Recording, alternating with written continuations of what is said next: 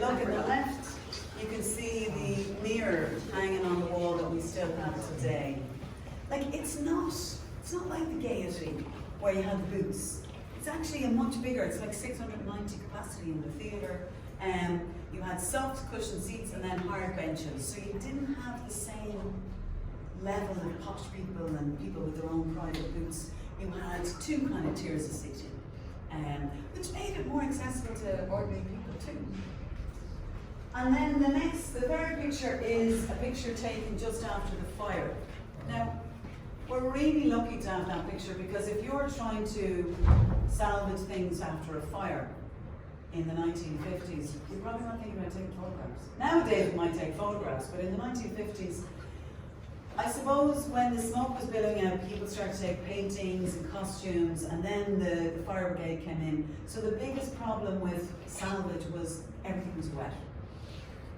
And a couple of people got huge ropes and laid them across the auditorium and hung all the garments on them. Wet garments, damaged garments, dry garments, smoke damaged garments. And they began to move them to Rupert's Guinness Hall up on Thomas Street. Used to use that as the old theatre. But it's just really interesting to have you can see the size of the stage. The stage was actually tiny. And there was a lot of stories that when you exited stage left, you couldn't go around the back of the stage. You had to go out the door, out onto the street, around to the front, and come in the other side. So the shows had to be kind of navigated to stay either stage left or stage right.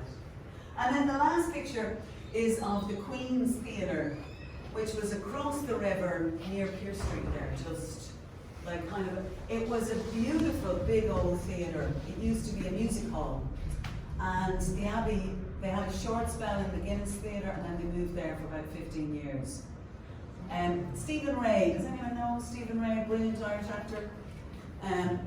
He said that it was such a dusty and smelly place that the people used to think he was method acting because he was always scratching because there was fleas in the seats. But Stephen Ray would have worked there as well, like at the beginning of his career. So that would have been like 1963, 1964, which is, he doesn't seem that old, Stephen Ray.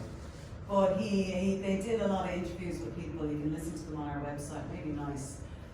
So you can see it's the Queen's. It's a much bigger theatre, and you can see that the Abbey Theatre is running there at the time. What building is there now? The Queen, what building is that now on It's Pierce? gone. Okay. And you see, like Ernest Blythe was a minister in Ireland, and he fought in the Revolution, but he took over the management of the theatre.